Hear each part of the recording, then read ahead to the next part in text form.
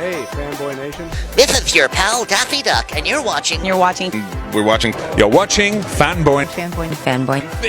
Fanboy, etc. Fanboy Nation. I assume Tom.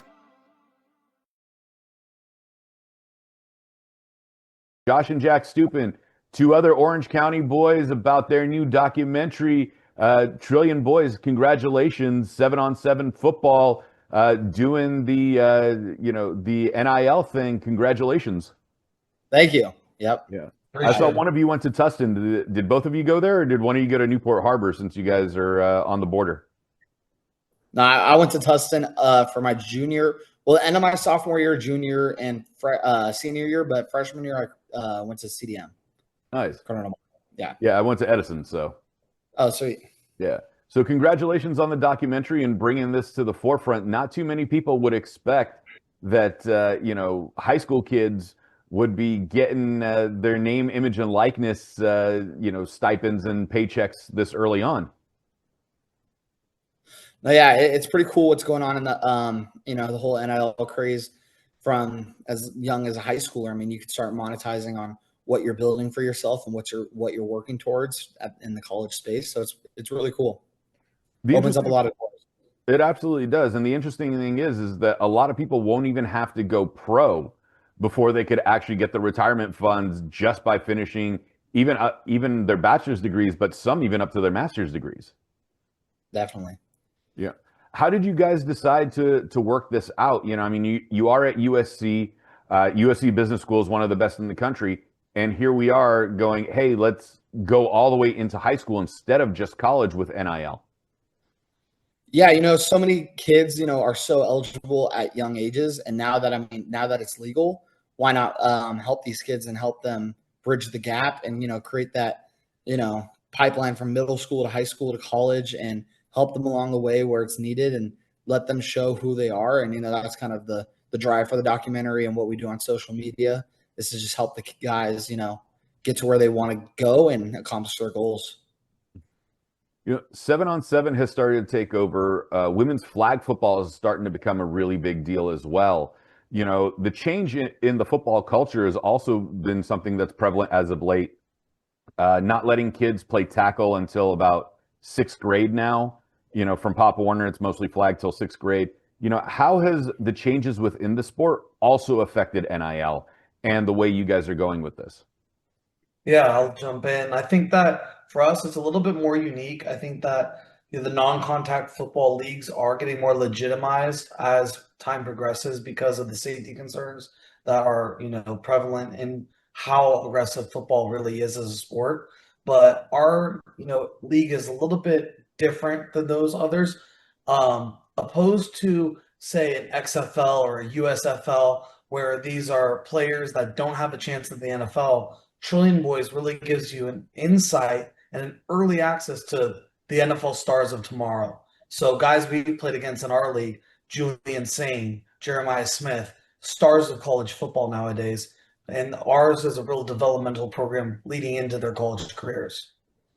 First of all, how did you guys develop the program? And then how did eyes get on you to get the documentary done? Yeah, we started just out of Jack needing, necessity for an off-season program for him to be developed in his own career. And I was in college a bit older and I took on the role of coaching. And I think that our eyes really grew from the growth of the Overtime League. They're a phenomenal platform that ventured into creating their different sport organizations. OTE popped off as a semi-pro basketball organization that they get guys drafted. And when they created their football league, we were one of the first teams they approached to join that. And they are a large media platform that's highlighted in the film. And through OT7, there's a lot of eyes on the YouTube streams.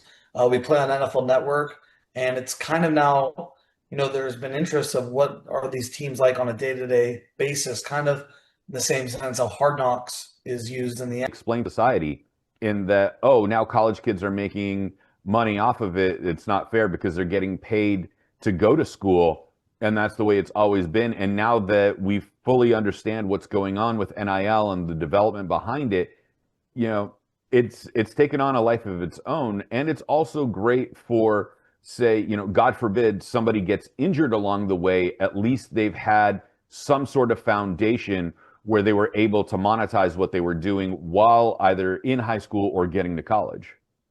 Yeah, I 100% agree. When NIL was first um, instated in on July 1st, 2021, it was madness. No one really understood what it meant. And something my parents always told me and Jack growing up is you're going to play sports or you're going to get a job. So we chose sports, and that's what kind of led us to get to this point. And I think that sports is, in a sense, a full-time job. So the fact that these players are so talented and have such a big platform at a younger age, being able to make some money off of that is really just it's a good testament to their commitment and how much entertainment they give for the viewers. So I don't think that it's conflicting. I think NIL is a great thing because, you know, it puts money in the pocket and really life-changing money to guys at a much earlier age, as you alluded to. And now with your guys' program, are you also helping them with financial literacy? Because there have been so many guys that come out of the NFL or the NBA and they're all broke within 5 years because no one's ever taught financial literacy. Are you also helping them with money management and that sort of education as well? Yeah, we're implementing programs for NFLPA certified financial planners and advisors to come in and preach knowledge and wisdom into what just, you know, the basics of creating a budget plan. If you go to the Rolex store, you know, put that you know, $50,000 watch down. You know, it's we're gonna save up. We're gonna build to that level through you know, financial planning, having a budget, and understanding what your monthly expenses could be. And obviously, filing taxes is a whole new thing when they make money. Obviously, when they of age to be able to, you know, put the money in their name and forming an LLC and everything that needs to be put in to what, you know, NIL, the back end, the business side really means. You know, with the documentary itself and the presentation of a full feature-length film, you know, when you go through it and you understand that, I mean, you guys aren't being filmed in a day. This has taken, you know, a year or two to get completed, and we've whittled it down now to 95 to a 2-hour documentary. When you sit there and you see the final product, is there stuff that you look in there as like they got it right? Like how deep are you in the editing process of what's going on with your program?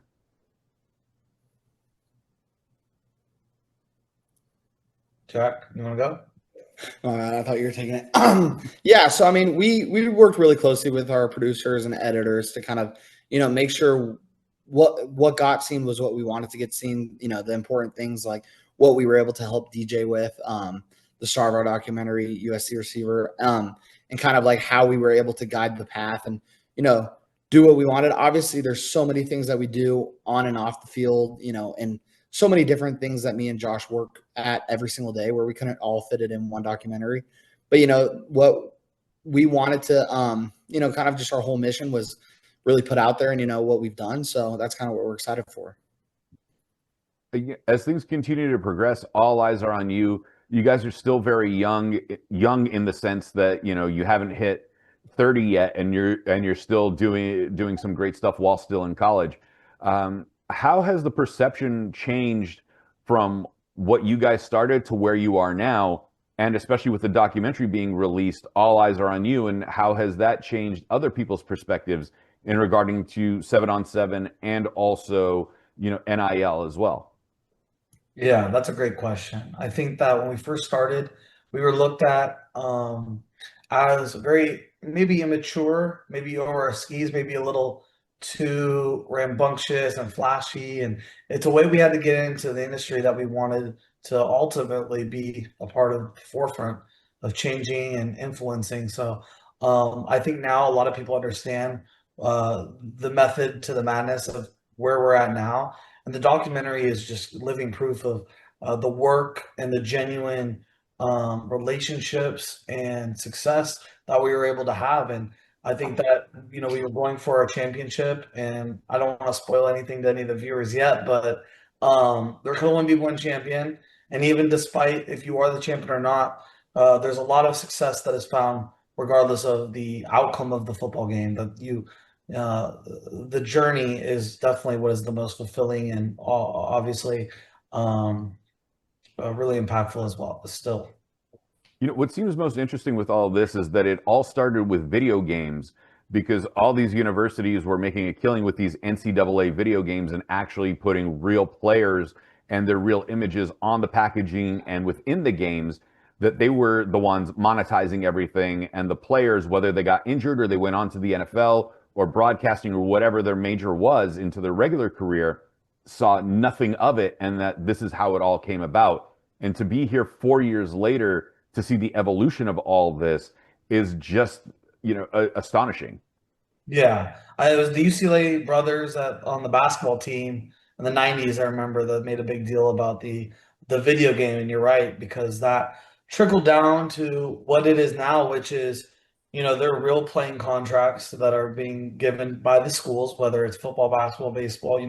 The rev share that the NCAA passed, and then there's the marketing aspect, which majority of the states have passed, where you don't have to be a college student. You could even be in high school making marketing money, where I think something really interesting to point out on our film is, I'll give a spoiler here just to make the point, but DJ was given a $20,000 NIL deal. And that's pretty good money for a junior in high school, right? But if you were given $20,000 cash through a marketing endorsement, 5 years ago, 6 years ago, your NCAA eligibility would be completely done. You would not be able to suit up on college and go play. You would essentially have, messed your own career up by accepting that payment form. And now we get to see in the film a kid who recently, in the last few weeks at USC, scored a touchdown, but 2-3 years ago is making cash for his name, image, and likeness for who he was, the number one wide receiver coming out of high school in California, which is just a tremendous evolution of where football is in terms of how these athletes are monetizing these days. Right. Now, the exciting thing with all this is where we can see where it's going to go, but we could also see certain pitfalls, like what happens when like a 7th grader gets a shoe deal or something like that like we would have never expected 6 months ago. Yeah, it's gonna be wild, but it's coming. It's only gonna get earlier. It's just nature.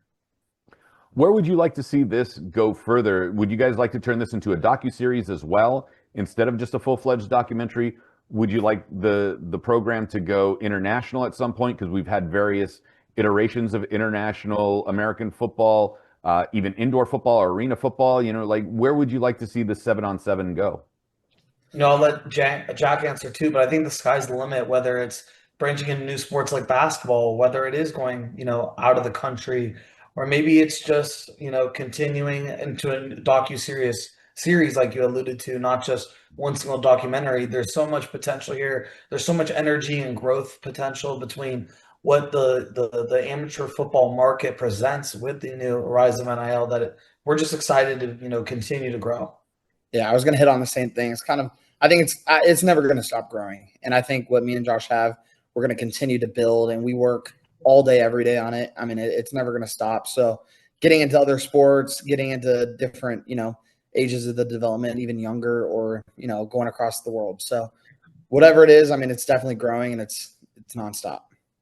What about the lesser known sports in regards to this? Like, the only real path from wrestling is to MMA. There's no like professional wrestling league. I mean, they've tried several times that have never really gone anywhere. So it's led to MMA or, swimming or gymnastics, ones that don't necessarily end up in the pros. How would this also benefit them and reach out to those lesser known sports or lesser recognized sports?